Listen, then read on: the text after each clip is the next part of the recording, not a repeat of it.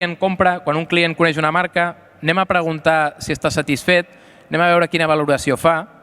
Avui em posa un 4 sobre 5, avui em posa un 3 sobre 5, anem a fer aquest seguiment, aquesta evolució, i podrem tenir una reputació. Anem a veure com valoren les altres empreses, anem a veure com estan posicionades les altres empreses i veurem si anem bé o anem malament. Fixeu-vos que tot són mètriques, són dades que, clar, depèn, no tenim una fórmula màgica, una fórmula matemàtica que diem posem aquests indicadors, posem aquests resultats i em diu si és positiu o és negatiu. No és així, perquè el que estem fent quan volem calcular el ROI és adaptar-nos a cada empresa. I adaptar-nos fins i tot no només a l'empresa, sinó a la campanya que volem tirar endavant. És molt diferent fer un llançament d'una web que vol donar a conèixer un producte nou al mercat que simplement fer una campanya de reputació perquè la gent ens escolti, perquè la gent sàpiga que existim, perquè volem que quan la gent ens necessiti se'n recordi de nosaltres i vulgui contractar el servei. Coses importants sobre el ROI. El 80% de les empreses consideren imprescindible ser a les xarxes socials. A Catalunya, el 80% de les empreses ho saben, ho necessiten, però només el 53% assegura haver obtingut nous clients a través de les xarxes. És que a través de les xarxes no aconsegueixes nous clients o és que no ho has preguntat bé? És que no ho saps. I ho veiem cada dia no ho sé, però cada setmana ho veiem. Cada setmana apareixen clients nous als nostres clients i els hi preguntes, ostres, aquest client d'on ha vingut? Del comercial, d'una venda molt bona que va fer aquest tio que va anar a visitar no sé qui. I per què no fem més preguntes? I quan aconsegueixes fer aquelles preguntes, perquè tens un comercial que no li importa compartir medalles, te n'adones que aquella persona potser va venir gràcies a LinkedIn. Una publicació a LinkedIn que el CEO de l'empresa va compartir, que la competència va veure, que la competència va voler saber més informació i que la competència potser s'ha convertit al final en un partner o s'ha aconseguit en un proveïdor perquè ofereixen un servei complementari. La viralitat, és fonamental la viralitat. I quina viralitat? Contractar influencers, instagramers, youtubers perquè parlin de nosaltres i ja està? No. De vegades els microinfluencers funcionen molt millor que un youtuber que ens demanarà molts diners perquè ens generarà molt impacte. És el prescriptor de la botiga de tota la vida, el que necessitem. Una persona que quan tinc un dubte m'apropo a ell, li pregunto, li dic que tinc una necessitat, m'assessora molt bé, amb confiança, em genera aquesta confiança que al final em generarà una venda, no? I això què passa? Que ha de ser el Gerard Piqué que faci una promoció d'una gestoria o d'un bufet d'advocats? No fa falta. Potser és molt més útil que sigui una persona que tenia un problema molt seriós, un autònom que tenia un problema molt seriós amb no sé què, i que ell, un microinfluencer, però és un influencer també, que no arriba a una comunitat tan gran com el Gerard Piqué, però també arriba a una comunitat, si jo li sé, com a community manager, si jo li sé donar un altaveu, si jo el sé posicionar on cal, que és amb el meu públic objectiu, em generarà potser més vendes que el Gerard Piqué o que el Rafa Nadal venent Kias, perquè el Rafa Nadal em podria vendre moltes raquetes, però jo no sé si és un bon conductor i si sap parlar de cotxes. No ho sé, no l'he sentit mai, però sí que l'he sentit, l'he vist jugant a tennis. Típica taula de control. Un exemple, però cadascú ha de tenir la seva taula de control, la que vulgui, amb les mètriques que vulgui. Nosaltres el que fem és intentar treballar amb Excels molt bàsics on diem molt clarament. Si l'altre dia un client se'n va anar a una fira a Madrid, què li va costar anar a la fira? Comencem a sumar què li hem cobrat pels vídeos, què li hem cobrat per la publicitat a LinkedIn, què s'ha deixat pel lloguer de l'estand, què li hem cobrat pels roll-ups, el viatge amb tren, la nit, les 2 nits a l'hotel, i al final puja més de 7.000 euros. Recuperarem aquells 7.000 euros? Si anem a sensacions és molt complicat i potser un dia està feliç i et diu que sí i si un dia està pessimista et diu que no. Però si tenim un Excel molt bàsic, que simplement anem intentant recuperar les partides, a LinkedIn vam invertir X diners en publicitat. Ha vingut algun client a l'estand, algun possible client a l'estand, gràcies a la campanya de LinkedIn? Ho has preguntat? Aquest client, per sort, el tenim molt ben assessorat i ens fa cas, no? Ens fa molt cas. Sí, gent que el va veure a LinkedIn ha anat a l'estand i ara estem esperant a veure si compren. Si compren, si contracten, aquest Excel anirà canviant i direm, mira que bé, la partida de LinkedIn és verda. Tenim ROI amb LinkedIn. I l'any que ve, quan arribi la data de la campanya, no tindrem cap mena de por en fer una campanya molt semblant a la que hem fet aquest any i ha funcionat a LinkedIn. Però si no anem mirant partida per partida, quantes hores hem dedicat extres a publicar històries a Instagram durant la fira? Hores extres de feina. Han valgut la pena? És que si no ho mesuro, l'any que ve quan jo li digui a aquest client «Ei, que arriba a la fira ens has de pagar hores extres perquè farem més històries a Instagram». Em dirà sí, no sé què em dirà. Potser depèn del dia que l'agafi, no? Si està content em dirà que sí, si està infeliç em dirà que no. Però i si jo li dono dades? Li dic, ei, vam fer tantes històries, vam aconseguir tanta interacció i tanta gent va venir gràcies a Instagram. Ostres, tu, això és diferent, eh? I jo em guardo les dades i li recordo l'any que ve, un mes abans d'anar a la fira, i li fem un planning i intentem, en aquest planning, tenir en compte totes les dades possibles que em permetin calcular el ROI. Aquest senyor ha invertit més de 7.000 euros en 2 dies a una fira a Madrid, doncs ha de recuperar la inversió. I això que estem fent a les xarxes socials, veieu que estic parlant de roll-ups, estic parlant de flyers, és que ho podem fer amb tot. En un pla de màrqueting, al final del pla, veure si imprimir tants flyers surt a compte o no. Igual que faig amb la campanya de LinkedIn.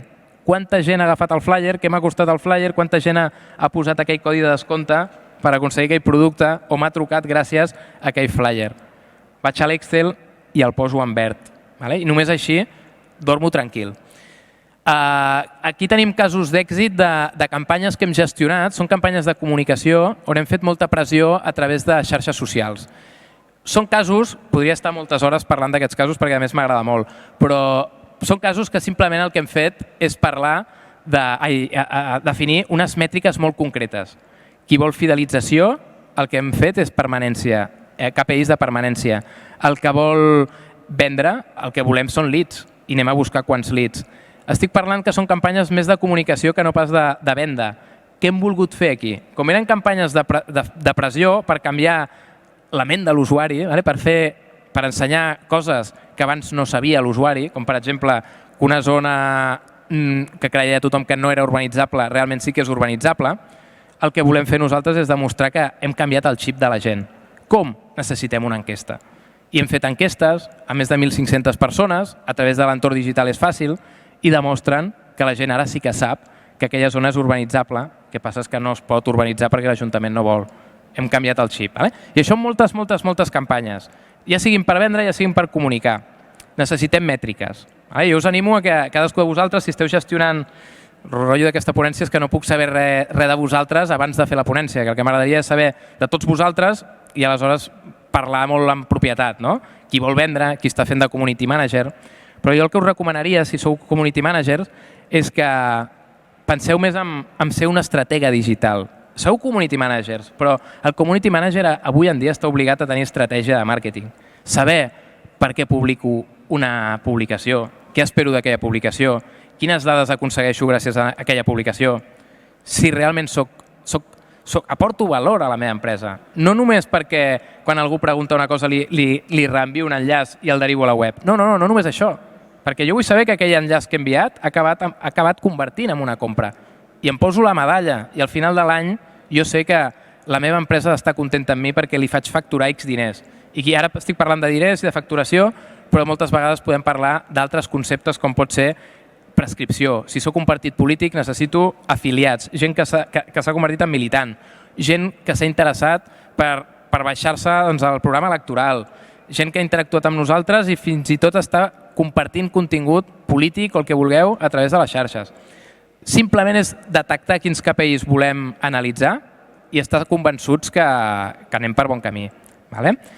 I volia acabar una mica abans per si teníeu preguntes. Allà tenim un micro obert.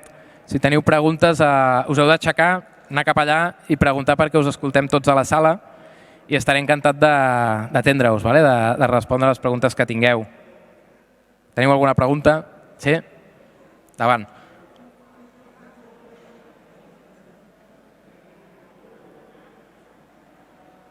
Hola.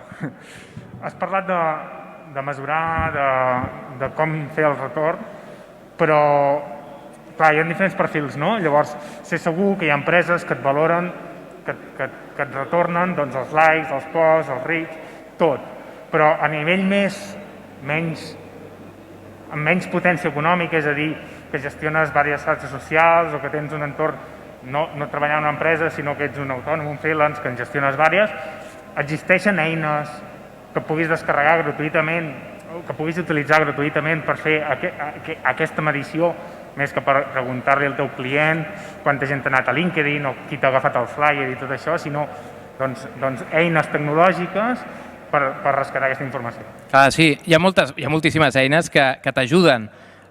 Algunes s'atreveix a dir-te que t'ajuda a calcular el ROI, però és que depèn de tu calcular el ROI, depèn dels indicadors que et marquis. Google Analytics mateix, quan fem una campanya en Google Analytics, podem posar un tag al botó de comprar el producte i obres el Google Analytics i dius, hòstia, que bé, facturaré tant, no? Tanta gent ha tocat el botó de comprar, i això vol dir que he venut 200 bicis i tanta facturació. Bueno, és una mètrica, però a l'hora de la veritat, el que fem nosaltres amb els nostres clients és personalitzar-ho al màxim. Utilitzem una eina que es diu Buile, que després si m'escrius t'enviaré l'enllaç, són uns tios d'aquí a Barcelona que programen molt bé, i el que fem nosaltres és simplement utilitzar el seu software per personalitzar els KPIs. Però això que fem perquè el client vol veure analítiques i li cobrem aquesta gestió, si no la vol pagar, el que li recomanem és fer-se un Excel. Et fas un Excel molt clar, molt bàsic, una taula, què busques? I simplement tenim clients molt grans que no volen invertir ni un euro en cap programa de gestió i ens fan fer Excels. I nosaltres fem un Excel perquè és el nostre Excel intern, li ensenyem tal qual. I què fem en aquest Excel? Doncs veiem l'evolució. L'altre dia estàvem fent reunió de seguiment precisament del ROI a les xarxes i estàvem veient un client que fa accions a Madrid, a Tarragona, ara no recordo quina ciutat de Girona i aquí a Barcelona. Doncs el que estem analitzant a través de les xarxes socials és veure ara mateix que tenim nous usuaris que són d'aquestes zones. I el Community Manager té més feineta perquè ha de saber de quines zones són aquestes persones. I investigant ho aconseguim. I al final tenim un Excel bastant lletxot, però que quan tenim un històric i veiem l'evolució de, ostres, mira, a Tarragona ens està generant, és molt més fàcil aconseguir gent a Tarragona i Reus que gent a Madrid. Que raro, que estrany. Per què? Doncs tenim molta capacitat d'investigació i estem publicant tot en espanyol. Els de Madrid podrien seguir-nos igual que els de Tarragona o els de Reus, o encara més, no? Doncs què està passant? Ostres, és que clar, aquí el Community Manager ha publicat potser alguna cosa que fa més relació a Tarragona i Reus que no pas a Madrid. Canviem el calendari editorial, afegim alguna guinyadeta d'ull, alguna clocada d'ull a Madrid i aleshores segur que acabarem generant més interacció amb ells. Doncs és precisament marcar-te tu els teus KPIs necessaris. Em diuen que se'ns acaba el temps. Si voleu fem una pregunta més, que algú tingui. I si no teniu més preguntes o venen més tard, teniu tots el meu correu, em podeu escriure i potser avui no, però demà segur que us responc. Moltes gràcies.